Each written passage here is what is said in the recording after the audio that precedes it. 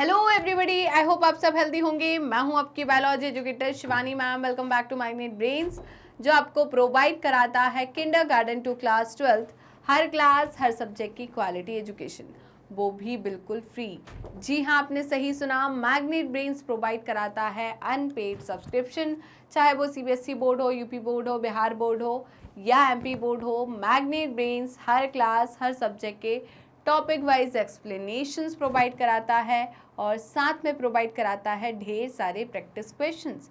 इतना ही नहीं, आप अवेल कर सकते हैं e notes and E book, जिसकी लिंक डिस्क्रिप्शन बॉक्स में दी है। तो चलते हैं आज की वीडियो की तरफ। आज की वीडियो हमारी class 11th biology unit number 4 that is plant physiology, और इस यूनिट का हम सेकंड चैप्टर कवर कर रहे हैं जो कि है रेस्पिरेशन इन प्लांट्स। आपके एनसीईआरटी में चैप्टर नंबर 12 है और आज मैं इस चैप्टर के एनसीईआरटी सॉल्यूशन लेकर आई हूँ क्वेश्चन नंबर 7 to 12। राइट, हम ऑलरेडी इसकी थ्योरी पार्ट कंप्लीट कर चुके हैं, एनसीईआरटी सॉल्यूशन का पार्ट 1 भी कंप्लीट कर चुके हैं, जिसमें मैं क्वेश्चन नंबर 1 to 6 कराई थी और आज मैं 7 to 12 लेकर आई हूँ। राइट, तो जल्दी जल्दी सारे बच्चे अपनी अटेंडेंस लगा दीजिए। अटेंडेंस कैसे लगाना है ये तो आपको बहुत अच्छे तरीके से पता है। कैसे लगाना है अटेंडेंस? वीडियो को लाइक करना है और ज़्यादा से ज़्यादा शेयर करना है अपने दोस्तों, भाई बहनों और पड़ोसियों को, जिससे वो भी आपके साथ जुड़ सके और अच्छे से पढ़ाई कर सके। राइट, तो विदाउट एनी फर्दर डिले हम स्टार्ट करते हैं आज का session, NCERT solution exercise. Right, तो देखिए यहाँ पर क्वेश्चन नंबर 7 है डिस्टिंग्विश बिटवीन द फॉलोइंग। तो हमें यहाँ पर ये दिए हुए इनके बीच में डिफरेंस बताना है। एरोबिक रेस्पिरेशन और एनारोबिक रेस्पिरेशन में क्या डिफरेंस होता है, ग्लाइकोलिसिस और फर्मेंटेशन में क्या डिफरेंस होता है, glycolysis and citric acid cycle में क्या डिफरेंस होता है, ये सब कुछ हमें डिस्कस करना है। तो पहला है एरोबिक रेस्पिरेशन और एनएरोबिक रेस्पिरेशन। तो एरोबिक रेस्पिरेशन किसके प्रेजेंस में होता है? O2 के प्रेजेंस में होता है। एनएरोबिक रेस्पिरेशन O2 के एब्सेंट में होता है, एब्सेंस में होता है, ऑक्सीजन की एब्सेंस में होता है। एरोबिक रेस्पिरेशन में ग्लूकोज का कंप्लीट ब्रेक डाउन होता है। एनएरोबिक रेस्पिरेशन में इनकम्प्लीट या पार्शियल ब्रेक डाउन होता है ग्लूकोज का। यहाँ पर कंप्लीट ब्रेक डाउन पर हमें CO2 और वाटर मॉलिक्यूल मिलते हैं एज अ एंड प्रोडक्ट। वहीं पर एनएरोबिक रेस्पिरेशन या पार्शियल ब्रेक डाउन में हमें लैक्टिक एसिड या इथेनॉल मिलता है प्लस CO2 मिलता है। राइट, क्लियर है? चलिए उसके बाद बात करें तो यहाँ पर नेट गेन जो है 38 ATP का होता है आखिरी तक आफ्टर ऑक्सीडेटिव फॉस्फोराइलेशन। यहाँ पर नेट गेन 2 ATP का होता है। राइट, क्लियर है? फर्मेंटेशन जो है वो एनारोबिक रेस्पिरेशन का पार्ट है। तो ये सारी प्रोसेस हमारी क्या हो गई बताइए, एरोबिक और एनारोबिक रेस्पिरेशन। अब ग्लाइकोलिसिस की बात करूं तो glycolysis, aerobic respiration, anaerobic respiration दोनों में कॉमन पाथवे है। वहीं पर फर्मेंटेशन की बात करूं तो ये एनएरोबिक रेस्पिरेशन का प्रोसेस है। ग्लाइकोलिसिस का एंड प्रोडक्ट होता है 2 molecule of pyruvic acid. Fermentation का एंड प्रोडक्ट होता है यहाँ पर लैक्टिक एसिड या इथेनॉल प्लस CO2। राइट, यहाँ पर ग्लाइकोलिसिस में नेट गेन 8 ATP का होता है आफ्टर ऑक्सीडेटिव फॉस्फोराइलेशन। फर्मेंटेशन में नेट गेन 2 ATP का होता है। यहाँ पर ग्लाइकोलिसिस में 2 NADH बनते हैं, फर्मेंटेशन में NADH बनते नहीं हैं, कंज्यूम होता है जो कि ग्लाइकोलिसिस में बना। राइट बेटा, कहाँ चलती है ये तो आपको पता है, साइटोसोल में। ग्लाइकोलिसिस या सिट्रिक एसिड साइकिल की बात करूँ तो ग्लाइकोलिसिस एरोबिक रेस्पिरेशन की फर्स्ट स्टेप है, citric acid cycle second step है। ये साइटोसोल में होती है, ये कहाँ होती है? माइटोकॉन्ड्रिया की मैट्रिक्स में। राइट, इसका सबस्ट्रेट क्या होता है? ग्लूकोज, जो कि ब्रोकन डाउन हो जाता है पायरुविक एसिड में। यहाँ पर हम एसिटाइल कोएंजाइम A को एज अ सबस्ट्रेट लेते हैं और ये किसके साथ जुड़ता है? ऑक्सैलोएसिटिक एसिड के साथ और फॉर्म करता है सिट्रिक एसिड। यहाँ पर 2 NADH बनते हैं, यहाँ पर 3 NADH बनते हैं, एक FADH2 बनता है। यहाँ पर 2 ATP फॉर्म होते हैं, यहाँ पर एक ATP या GTP फॉर्म होता है, राइट। तो ये सारे के सारे डिफरेंसेस हो गए हमारे किसके, aerobic anaerobic citric acid cycle, glycolysis and fermentation की, राइट। तो देखिए बेटा, एरोबिक रेस्पिरेशन की अगर मैं बात करूं तो एरोबिक रेस्पिरेशन जो है ये कहाँ पर होती है और किसके प्रेजेंस में होती है, एरोबिक रेस्पिरेशन ऑक्सीजन के प्रेजेंस में होती है, एनारोबिक रेस्पिरेशन ऑक्सीजन के एब्सेंस में होती है। पहला पॉइंट क्लियर है। दूसरा बोल रहे ये यहाँ पर कंप्लीट ब्रेकडाउन होता है बेटा रेस्पिरेटरी मटेरियल का, मतलब कार्बोहाइड्रेट, प्रोटीन या फैट का, और यहाँ पर पार्शियल ब्रेकडाउन होता है of the gases, right. Next है कार्बन डाइऑक्साइड जो है and water are the end product. यहाँ पर कार्बन डाइऑक्साइड और वाटर एंड प्रोडक्ट होता है। यहाँ पर carbon dioxide and ethanol are the end product, right. ये एल्कोहलिक फर्मेंटेशन में हम एनारोबिक रेस्पिरेशन का जो कि पार्ट है उसमें इथेनॉल और carbon dioxide as a end product मिलते हैं। इसमें involve exchange of gases, right. Aerobic respiration में एक्सचेंज ऑफ गैसेस होती है ऑक्सीजन और CO2 का, वहीं पर does not include the exchange of gases, यहाँ पर गैसेस का एक्सचेंज नहीं होता है, राइट। इतना क्लियर हुआ या नहीं? तो जल्दी से बेटा इसका स्क्रीनशॉट ले लीजिए। तो हम चलते हैं नेक्स्ट स्लाइड की तरफ। क्या इतना क्लियर हुआ? जल्दी जल्दी बेटा जो नए बच्चे आए हैं वो सेशन को लाइक कर दीजिए और सेशन को शेयर कीजिए ज़्यादा से ज़्यादा, राइट। अब हम यहाँ पर डिफरेंस देखेंगे ग्लाइकोलिसिस एंड फर्मेंटेशन के, जो ऑलरेडी मैं बता चुकी हूँ। पहला क्वेश्चन भी इससे मिलता जुलता था, राइट। तो देखिए, it is the first step. Glycolysis बेटा पहली स्टेप है एरोबिक रेस्पिरेशन की, ये कॉमन स्टेप है। क्या है? कॉमन स्टेप है किसमें? एरोबिक एंड एनारोबिक रेस्पिरेशन में। तो एरोबिक और एनारोबिक रेस्पिरेशन की जो कॉमन स्टेप है वो क्या है बताइए? ग्लाइकोलिसिस। और फर्मेंटेशन की अगर मैं बात करूं तो फर्मेंटेशन जो है बेटा ये क्या है? एनारोबिक रेस्पिरेशन है और इसमें ऑक्सीजन की रिक्वायरमेंट नहीं होती है। नेक्स्ट है, ये क्या प्रोड्यूस करता है? Pyruvic acid. ये क्या प्रोड्यूस करता है? Pyruvic acid. और ये क्या फॉर्म करता है? लैक्टिक एसिड या इथेनॉल, राइट। दो प्रकार के फर्मेंटेशन होता है, लैक्टिक एसिड फर्मेंटेशन और एल्कोहलिक फर्मेंटेशन।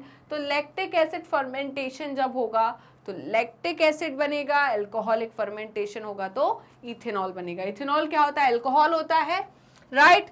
फिर क्या बोल रहा है? Produces 2 molecule of NADH। अभी मैंने बात करी थी कि ग्लाइकोलिसिस में बेटा 2 NADH मॉलिक्यूल बनते हैं। क्या बनते हैं? 2 NADH। मैम कब बनते हैं? मैंने बताया था बेटा जब G3P ग्लिसरैल्डिहाइड 3 फॉस्फेट 1,3-BPG मतलब 1,3 बिस फॉस्फोग्लिसरेट में कन्वर्ट होता है तो एक NADH बनता है। NAD+ का रिडक्शन होता है तो NADH बनता है। बट 2 मॉलिक्यूल G3P के थे, 2 1,3-BPG बन रहा है तो यहाँ पर 2 NADH इसी प्रोसेस के दौरान बनता है, राइट। वहीं पर इसमें बात करूँ तो जो NADH यूज होता है यहाँ पर, राइट, वो NADH जो कि ग्लाइकोलिसिस में बना था वो फर्मेंटेशन में यूज होता है, राइट। उसका ऑक्सीडेशन होता है वहाँ। It form 2 ATP। अभी मैंने बात करी थी कि बेटा हम बात करें ग्लाइकोलिसिस की तो ग्लाइकोलिसिस में 2 ATP फॉर्म होते हैं हर एक ग्लूकोज मॉलिक्यूल से। वहीं पर फर्मेंटेशन में किसी भी प्रकार का ATP मॉलिक्यूल फॉर्म नहीं होता है। इतना क्लियर हुआ या नहीं? तो जल्दी से बेटा इसका स्क्रीनशॉट ले लीजिए। क्या आपने इसका स्क्रीनशॉट ले लिया है? हम आगे बढ़ सकते हैं, किसी प्रकार की कोई दिक्कत परेशानी? अब नेक्स्ट क्वेश्चन है इसी का, question C, glycolysis and citric acid cycle या TCA साइकिल या हम बात करें क्रैब्स साइकिल। तो यहाँ पर हमने बात करी थी कि ग्लाइकोलिसिस जो है कहाँ पर होती है? साइटोप्लाज्म या साइटोसोल में होती है। वहीं पर सिट्रिक एसिड साइकिल जो है माइटोकॉन्ड्रिया के अंदर होती है। माइटोकॉन्ड्रिया में भी कहाँ? मैट्रिक्स में होती है। कहाँ, मैट्रिक्स में। ये लीनियर पाथवे है, सीधी सीधी चलती है, राइट। ग्लूकोज से glucose 6 phosphate, fructose 6 phosphate, 1,6 bis phosphate, G3P, 1,3BP, G3PGA, 2PGA, PEP और पायरुविक एसिड या फॉस्फेट, ये सीधी बन रही थी। यहाँ पर हमने देखा कि ऑक्सैलो एसिटिक एसिड से एसिटाइल कोएंजाइम ए जुड़ा, सिट्रिक एसिड बना, isocitric acid, glutaric acid, alpha ketoglutaric acid, फिर सक्सिनाइल कोएंजाइम ए, सक्सिनेट, फिर हमारा fumaric, malate and oxaloacetic acid. तो एक साइकिल है ना, तो यहाँ पर ये कैसी पाथवे हो गई, साइक्लिक पाथवे हो गई। क्या हो गई बेटा, साइक्लिक पाथवे। यहाँ पर ग्लाइकोलिसिस में ग्लूकोज का ब्रेकडाउन होता है और पायरुवेट बनता है। यहाँ पर हम बात करें एसिटाइल कोएंजाइम ग्रुप जो है ये ब्रोकन डाउन होता है कंप्लीटली। नेक्स्ट है यहाँ पर नेट गेन 8 एटीपी का होता है, यहाँ पर नेट गेन 24 एटीपी का होता है आफ्टर ऑक्सीडेटिव फॉस्फोराइलेशन। बेटा एक में 12 होता है, बट 2 क्रैब्स साइकिल चलती है, एक ग्लूकोज मॉलिक्यूल के कंप्लीट ऑक्सीडेशन पे 2 क्रैब्स साइकिल चलती है, इसलिए यहाँ पर 24 मॉलिक्यूल है किसके, एटीपी के, राइट। तो जल्दी से इसका स्क्रीनशॉट ले लीजिए। क्या आपने इसका स्क्रीनशॉट ले लिया? यहाँ तक किसी भी प्रकार की दिक्कत परेशानी कुछ फेस करनी पड़ी क्या? नेक्स्ट है what are the assumption made during calculation of net gain of ATP. तो बेटा देखिए, हमने देखा था ग्लाइकोलिसिस में 2 NADH बने थे, लिंक रिएक्शन में 2 NADH बने थे, क्रेब्स साइकिल में 6 NADH 2 FADH2 बने थे। इन्हें हम रिड्यूसिंग इक्विवेलेंट कहते हैं। ये रिड्यूसिंग इक्विवेलेंट जो है कहाँ जाते हैं, जल्दी बताइए। जो ग्लाइकोलिसिस में NADH बने वो आपके माइटोकॉन्ड्रिया के अंदर जाएंगे, राइट। और हमारा बात करें लिंक रिएक्शन में जो NADH बने वो माइटोकॉन्ड्रिया में ही है, क्रेब्स साइकिल में जो NADH बने वो माइटोकॉन्ड्रिया में ही है। अब ये NADH का माइटोकॉन्ड्रिया में क्या होगा, जल्दी बताइए, ये ऑक्सीडाइज होंगे, राइट। इनसे इलेक्ट्रॉन निकलेंगे और एक NADH 3 ATP प्रोड्यूस करेगा, एक FADH2 2 ATP प्रोड्यूस करेगा, राइट। हम सेटल सिस्टम की बात करते हैं, मैलेट एस्पार्टेट सेटल सिस्टम होता है, glycerol phosphate settle system, right. तो इनसे आपने कभी सुना होगा कि टोटल एक ऑक्सीडेटिव फॉस्फोराइलेशन में, या हम बात करें एक कंप्लीट ग्लूकोज के ऑक्सीडेशन से 38 एटीपी मिलते हैं, ये सुना होगा। किसी बच्चों ने 36 एटीपी भी सुना होगा।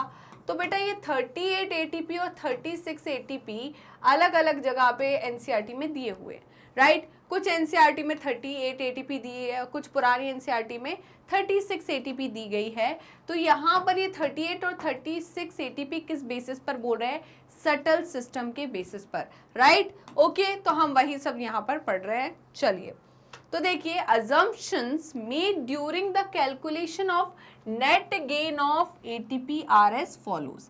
NADH generate, हमने देखा था बेटा कि NADH जो है बेटा ये जनरेट हुए, inside the mitochondria synthesizes 3 ATP molecules during its oxidation. अभी मैंने कहा कि एक NADH क्या प्रोड्यूस करता है, ऑक्सीडेटिव फॉस्फोराइलेशन की प्रोसेस में एक NADH 3 ATP के मॉलिक्यूल को सिंथेसाइज करता है या प्रोड्यूस करता है ड्यूरिंग इट्स ऑक्सीडेशन। अब देखिए NADH फॉर्म ड्यूरिंग ग्लाइकोलिसिस, हमने देखा था ग्लाइकोलिसिस में 2 NADH बनते हैं, sends it's reducing power into mitochondria. बेटा इसे हम कहाँ भेजते हैं, माइटोकॉन्ड्रिया में, right. Why the subtle system, किसकी मदद से बताइए, सटल सिस्टम की मदद से। तो चलिए जल्दी से बेटा इसका स्क्रीनशॉट ले लीजिए। इतना क्लियर हुआ, जल्दी बताइए। आई एम रियली सॉरी बेटा। ड्यूरिंग ऑक्सीडेशन ऑफ FADH2, बेटा FADH2 के ऑक्सीडेशन से 2 ATP मॉलिक्यूल का क्या होता है, प्रोडक्शन होता है। ये भी कहाँ होता है, माइटोकॉन्ड्रिया के अंदर। मतलब ऑक्सीडेटिव फॉस्फोराइलेशन के दौरान एक FADH2 2 ATP मॉलिक्यूल प्रोड्यूस करता है। Formation of 3 ATP in the malate aspartate shuttle मतलब जो हार्ट में चलती है, लिवर में और किडनी में चलती है। तो बेटा हार्ट, लिवर और किडनी में जो मैलेट एस्पार्टेट सटल सिस्टम है उसमें 3 एटीपी प्रोड्यूस होते हैं, क्योंकि यहाँ पर एज अ सबस्ट्रेट कौन लिया है, NADH। वहीं पर 2 एटीपी प्रोड्यूस होते हैं किसमें, ग्लिसरॉल फॉस्फेट सटल सिस्टम में, जो कि मसल्स और नर्व सेल्स में चलती है, क्योंकि यहाँ पर FADH2 जो है उससे हम क्या कर रहे हैं, जल्दी बताइए, ऑक्सीडाइज कर रहे हैं। तो एक FADH2 जो है वो क्या, 2 एटीपी देगा। वहीं पर हम बात करें एक NADH क्या है, 3 एटीपी देगा। तो ये जो मैलेट एस्पार्टेट सटल सिस्टम है ये कहाँ प्रेजेंट होता है, हार्ट में, लिवर में और किडनी में, राइट। तो यहाँ पर मैलेट एस्पार्टेट सटल सिस्टम के हिसाब से कितना होगा, जल्दी बताइए, 38 एटीपी। कितना होगा, 38 एटीपी, राइट बेटा। चलिए, तो हम मेनली जो 38 एटीपी प्रोड्यूस होती है वो किस सटल सिस्टम के दौरान होती है, मैलेट एस्पार्टेट सटल सिस्टम। और 36 एटीपी जो है वो किसके थ्रू होती है, ग्लिसरॉल फॉस्फेट सटल सिस्टम के थ्रू। ओके, चलिए बेटा। नेक्स्ट क्वेश्चन है question number 9, discuss the respiratory pathway is an amphibolic pathway. तो बेटा मैंने आपको समझाया था, आपसे पूछा था कि रेस्पिरेशन जो है वो कौन सी पाथवे, तो आपने बोला था कैटाबॉलिक पाथवे। मैंने बोला था ठीक है, बट ये आधा सही है, राइट। मैंने क्या बोला था, आधा सही है। रेस्पिरेशन में सिर्फ ब्रेकडाउन नहीं होता, रेस्पिरेशन में कुछ फॉर्म भी होता है, राइट। तो ये कैटाबॉलिक प्लस एनाबॉलिक दोनों प्रोसेस है, इसीलिए मैंने इसको बोला था कि रेस्पिरेटरी जो पाथवे है वो एम्फीबॉलिक पाथवे होती है। क्या होती है, amphibolic pathway. Excuse me, I am really sorry. मैंने आपको एम्फीबॉलिक पाथवे भी पढ़ाई है। मैंने क्या बताया था, जैसे कि हमने यूज किया ग्लाइकोलिसिस में ग्लूकोज को एज अ सबस्ट्रेट, राइट, और ग्लूकोज का कंप्लीट ब्रेकडाउन करा दिया ड्यूरिंग एरोबिक रेस्पिरेशन, और वो CO2 और H2O में कन्वर्ट हो गया और हमें 38 एटीपीज मिल गए, राइट। बट क्या सिर्फ हम कार्बोहाइड्रेट को एज अ सबस्ट्रेट यूज कर सकते हैं, क्या हम फैटी एसिड, मतलब हम बात करें फैट या प्रोटीन को हम एज अ सबस्ट्रेट यूज नहीं कर सकते? तो मैंने बोला था बेटा बिल्कुल यूज कर सकते, बट हम स्टार्टिंग प्रोसेस से नहीं ले सकते, मतलब ग्लाइकोलिसिस वाली प्रोसेस से हम इसे नहीं ले सकते, राइट। मैंने बताया था कि प्रोटीन जो है डाइजेशन के थ्रू सिंपलेस्ट फॉर्म में कन्वर्ट होंगे अमाइनो एसिड में। डिफरेंट अमाइनो एसिड जो फॉर्म होते हैं, है ना, 20 प्रकार के अमाइनो एसिड जो है वो प्रोटीन को फॉर्म करते हैं। तो वो डिफरेंट अमाइनो एसिड जो होते हैं वो अमाइनो एसिड के हिसाब से वो अमाइनो एसिड इस पाथवे में इन्वॉल्व होता है कि कहाँ पर उसे इन्वॉल्व होना है, राइट। मेनली हम अमाइनो एसिड की बात करें तो अमाइनो एसिड पायरुविक एसिड में कन्वर्ट होता है, देन उसके बाद वो लिंक रिएक्शन और क्रैब साइकिल में क्या होता है, यहाँ पर कंटिन्यू करता है, राइट। वहीं पर मैंने बात करी थी फैटी एसिड। तो फैटी एसिड पहले एसिटाइल कोएंजाइम A में कन्वर्ट होगा, फिर वो क्रैब साइकिल में पार्टिसिपेट करेगा। ग्लिसरॉल की मैंने बात करी थी कि ग्लिसरॉल पहले कन्वर्ट होगा PGAL में, उसके बाद वो आगे कंटिन्यू होगा। तो हमने देखा कि नहीं, सिर्फ कार्बोहाइड्रेट अकेला ही रेस्पिरेटरी सबस्ट्रेट के जैसे यूज नहीं हो सकता, प्रोटीन और फैट को भी हम as a respiratory substrate use करते हैं, राइट बेटा। चलिए, तो देखिए organic substance such as fat, carbohydrates, protein etcetera liberate energy when they are disintegrate in the respiratory pathway। तो बेटा रेस्पिरेटरी पाथवे में हम कार्बोहाइड्रेट, फैट और प्रोटीन को तोड़ते हैं और इसके ब्रेकडाउन से हम बॉन्ड को जो तोड़ रहे हैं इनके बीच के, उसकी वजह से क्या निकलती है, एनर्जी प्रोड्यूस होती है, right. This phenomena is said to be catabolic in nature.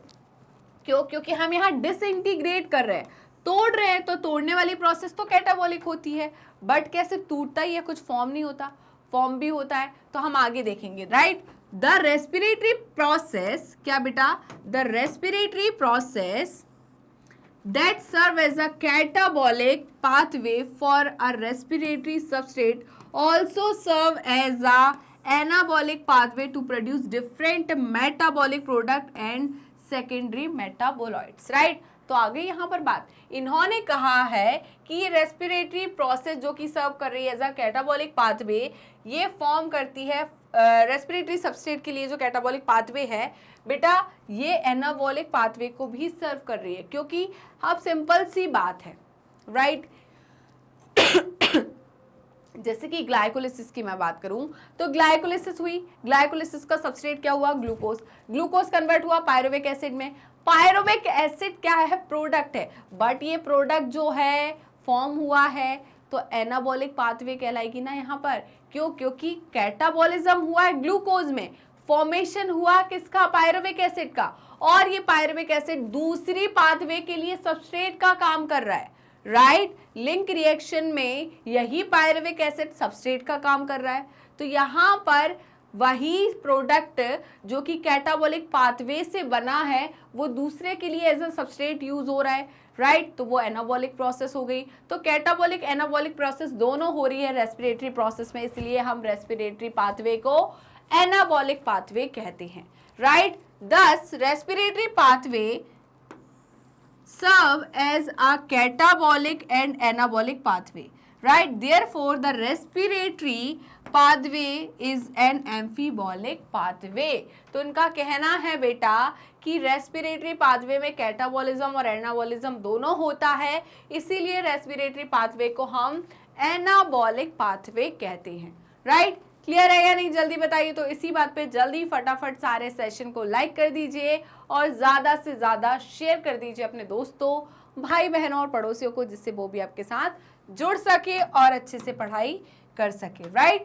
चलिए, तो नेक्स्ट क्वेश्चन है बेटा क्वेश्चन नंबर 10 और ये पूछ रहा है डिफाइन आर क्यू।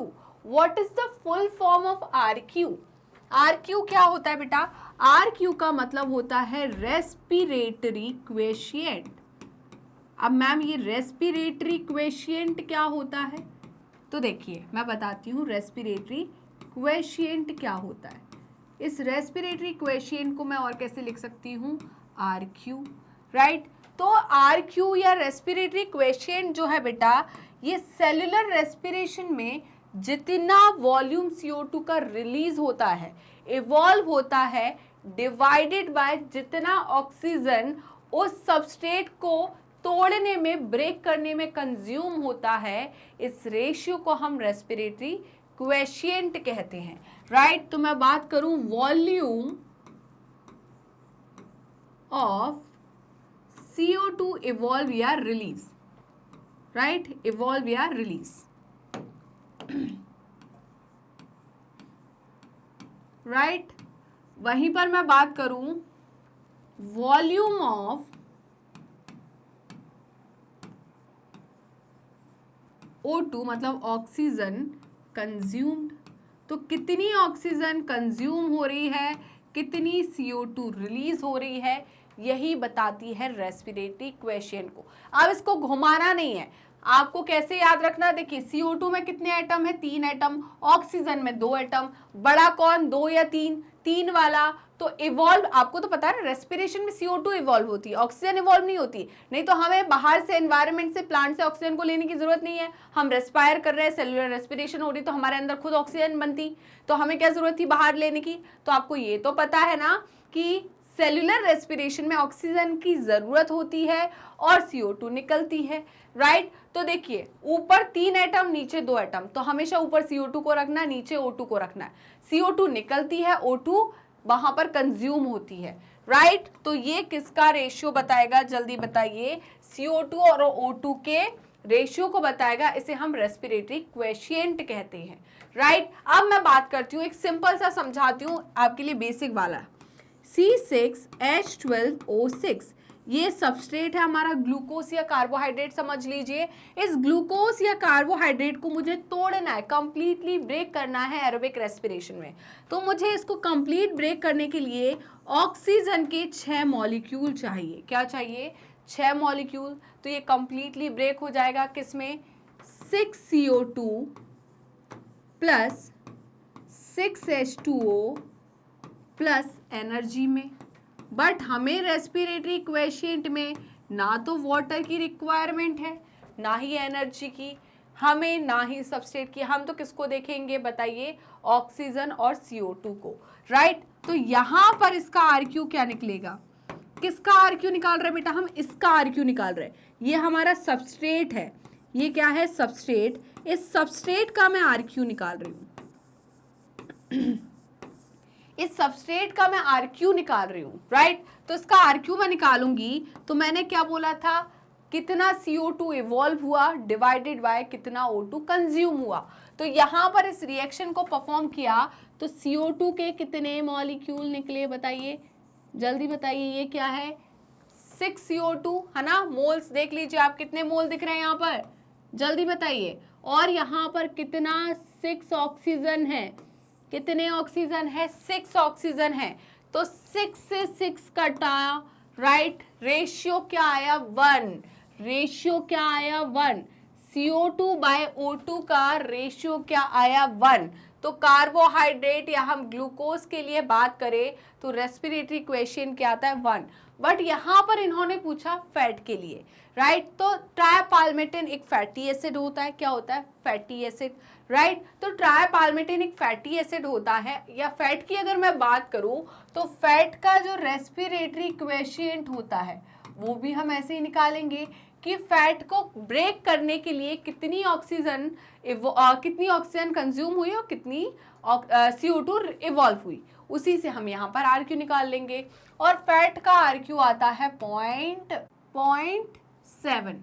तो कैसे, मैं एक एग्जांपल देती हूँ ट्राइपाल्मेटिन का, राइट। ट्राइपाल्मेटिन क्या है, एक फैटी एसिड है जिसमें क्या होता है 102 CO2 जो है वो इवॉल्व होती है डिवाइडेड बाय 145 ऑक्सीजन कंज्यूम होती है बेटा, राइट। तो यहाँ पर देखिए न्यूमरेटर छोटा है, डिनोमिनेटर बड़ा है, तो सिंपल सी बात है कि वैल्यू किस में आएगी, पॉइंट में आएगी, एक से छोटी आएगी, क्योंकि डिनोमिनेटर ज्यादा है तो रेशियो कम आना चाहिए, राइट। तो इसका जो रेशियो निकल के आएगा वो कितना आएगा 0.7, राइट। तो हमने बात कर ली कि आरक्यू जो है फैट का वो कितना आता है 0.7, कार्बोहाइड्रेट का 1 और प्रोटीन का 0.9। वैसे पूछा किसका था इन्होंने, फैट का, हमने तीनों का निकाल लिया, राइट। प्रोटीन का कितना होता है 0.9। तो जल्दी से बेटा इसका स्क्रीनशॉट ले लीजिए।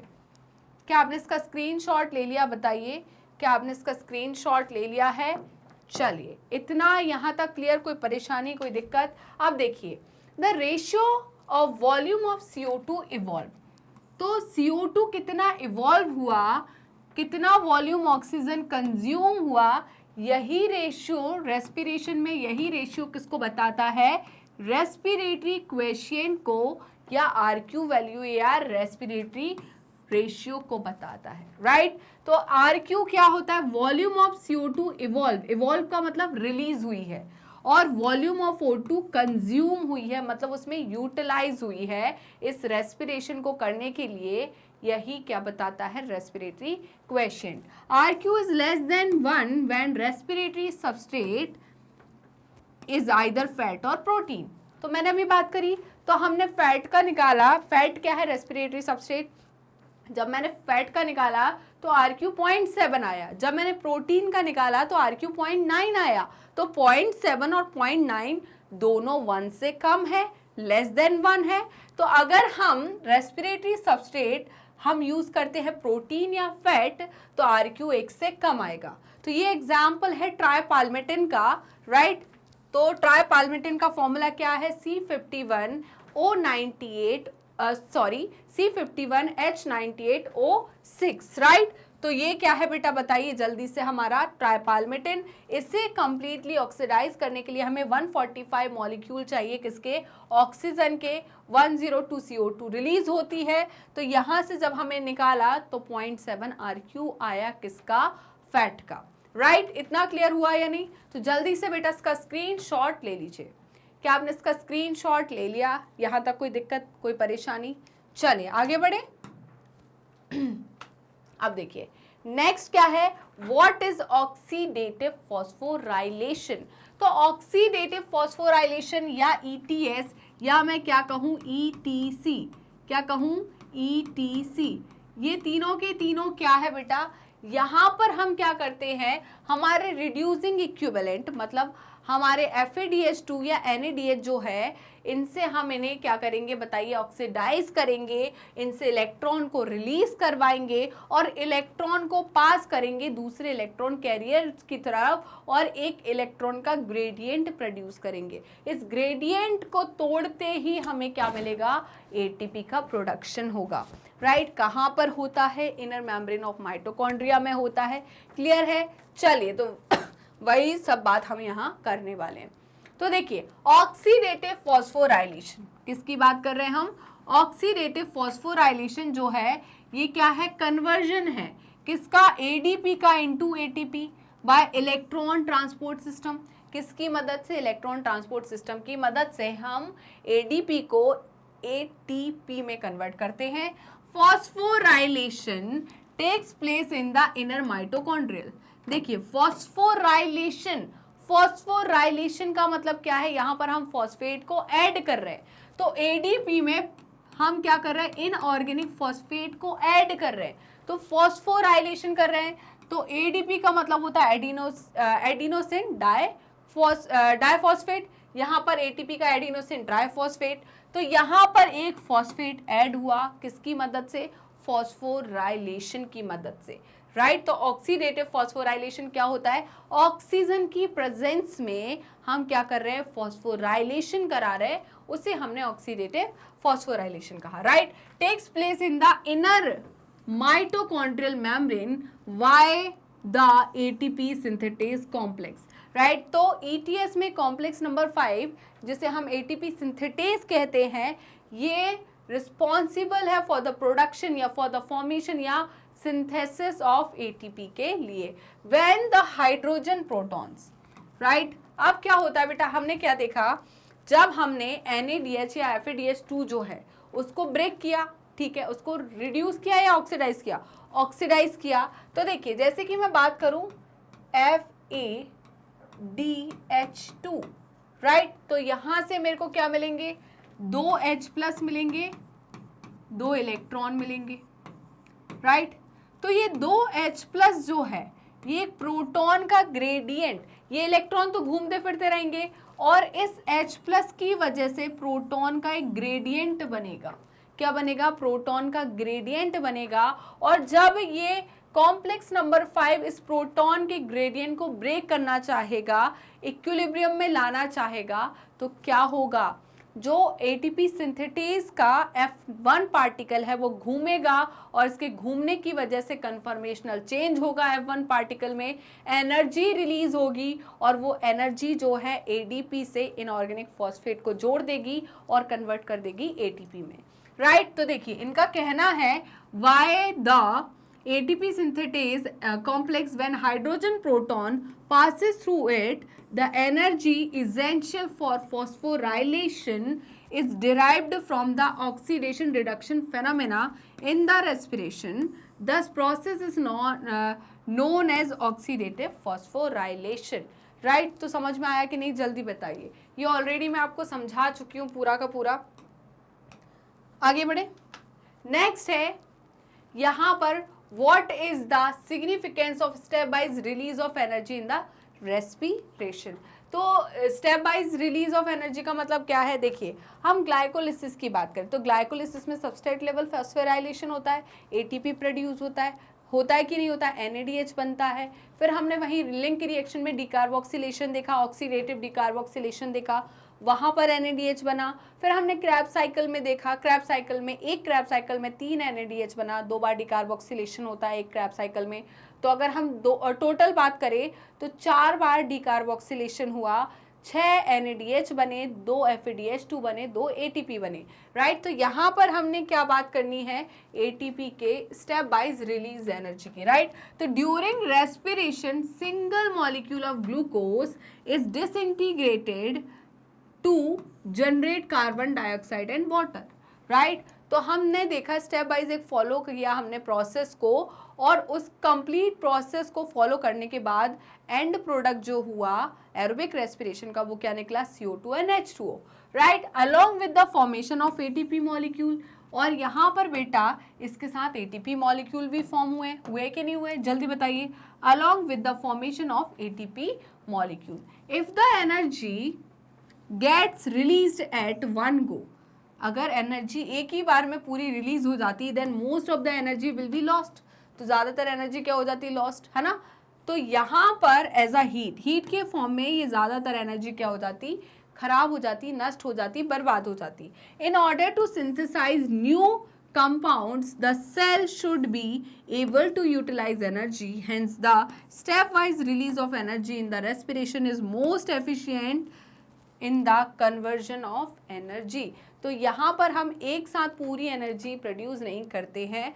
सिंपल सी बात है, मैं आपको बताऊँ, आपके पास एक साथ पैसा मिल गया और आपने एक साथ पूरा खर्च कर दिया, राइट, तो फिर तो आप भिखारी हो गए। आपको जब ज़रूरत पड़ेगी तब आपके पास पैसा है ही नहीं। बट आप उस पैसे को क्या करो, धीरे धीरे निकालो बैंक से और धीरे धीरे यूज़ करो, यूटिलाइज करो। जब जब ज़रूरत है तो वो काफ़ी लंबे टाइम तक चलेगी और आपकी जो रिक्वायरमेंट्स है वो भी फुलफिल हो जाएगी। तो सेम चीज़ यहाँ पर हम कर रहे हैं। ओके, चले बेटा, तो जल्दी से इसी बात पे सेशन को लाइक कर दीजिए और ज़्यादा से ज़्यादा शेयर कीजिए अपने दोस्तों, भाई बहनों और पड़ोसियों को। आई होप आप सभी लोग मैग्नेट ब्रेन्स के यूट्यूब चैनल को तो ऑलरेडी फॉलो कर रहे होंगे, और जो नए बच्चे हैं जिन्होंने अभी तक यूट्यूब चैनल को सब्सक्राइब नहीं किया है तो जल्दी फटाफट मैग्नेट ब्रेन्स के यूट्यूब चैनल को सब्सक्राइब कर दीजिए एंड बेल आइकन को क्लिक कर दीजिए, जिससे डेली बेसिस पर आपको नोटिफिकेशन मिलते रहे। डेली बेसिस पर आप recorded videos as well as live session attend कर सके। इसके अलावा आप हमें फॉलो कर सकते हैं हमारे ऑफिशियल पेज के थ्रू। इस पेज पर आपको किंडरगार्टन टू क्लास 12 क्लास तक की कंप्लीट कोर्स की प्लेलिस्ट अवेलेबल है।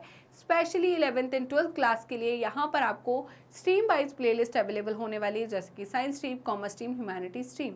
इस कंप्लीट कोर्स की प्लेलिस्ट में हमने क्या क्या चीज़ें इंक्लूड की है, तो थोड़ा ध्यान से सुनिएगा। हम इस प्लेलिस्ट में आपके लिए लेकर आए हैं एनसीईआरटी की पूरी थ्योरी विथ एडवांस थ्योरी, वो भी topic wise, with NCERT solution, MCQs, MIQs, one short revision, quick revision and daily practice question, जिससे ना कि थ्योरी पार्ट आपका स्ट्रांग हो। थ्योरी पार्ट तो सब दे देते हैं, बट हमने ध्यान में रखा है कि हम थ्योरी के साथ आपको पूरा क्वेश्चन भी कराएं, इम्पॉर्टेंट क्वेश्चन भी कराएं और आपके डेली बेसिस पर प्रैक्टिस प्लस रिवीजन भी होता रहे।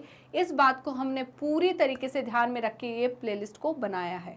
इसके अलावा आप हमें फॉलो कर सकते हैं हमारी ऑफिशियल वेबसाइट पर, दैट इज़ www.magnetbrains.com, और आप हमसे जुड़ सकते हैं हमारे सोशल मीडिया हैंडल्स के थ्रू, जैसे कि Facebook, Instagram, Twitter and WhatsApp. आप अवेल कर सकते हैं e notes and E book, जिसकी लिंक डिस्क्रिप्शन बॉक्स में दी है। तो एक्सक्यूज मी, तो चलते हैं मैग्नेट ब्रेन्स के टॉप कोर्सेज की तरफ। उससे पहले जान लीजिए कि मैग्नेट ब्रेन्स के दो चैनल है, Hindi medium channel and English medium channel. Hindi medium channel पर आपको क्लास 6 to 12 क्लास तक के कोर्सेज मिलते हैं, वहीं पर इंग्लिश मीडियम चैनल पर किंडरगार्टन टू क्लास 12 के कोर्सेज मिलते हैं। अब इन दोनों चैनल पे कौन कौन से कोर्सेज अवेलेबल है, तो थोड़ा ध्यान से सुनिएगा। इन दोनों चैनल पर हम आपको सीबीएसई बोर्ड की प्रिपरेशन कराते हैं। किसकी? सीबीएसई बोर्ड की। क्या सिर्फ सीबीएसई बोर्ड की प्रिपरेशन कराई जाती है? क्या मैग्नेट ब्रेन्स का प्लेटफॉर्म स्टेट बोर्ड्स वाले बच्चों के लिए नहीं है? तो ऐसा बिल्कुल नहीं है, क्योंकि मैग्नेट ब्रेन्स सीबीएसई बोर्ड के साथ स्टेट बोर्ड को भी इंक्लूड करता है, जैसे कि Delhi board, Bihar board, UP board, MP board, Rajasthan board. इसके साथ ही वैदिक maths crash course and spoken English. ये सारे के सारे टॉप कोर्सेज मैग्नेट ब्रेन्स आपको हाई क्वालिटी एजुकेशन के साथ 100% फ्री में प्रोवाइड कराता है। जी हाँ, मैंने यही कहा और आपने सही सुना, मैग्नेट ब्रेन्स प्रोवाइड कराता है अनपेड सब्सक्रिप्शन। तो जुड़े रहिए मुझसे और मैग्नेट ब्रेन्स से। मिलते हैं नेक्स्ट वीडियो में, तब तक के लिए बाय बाय।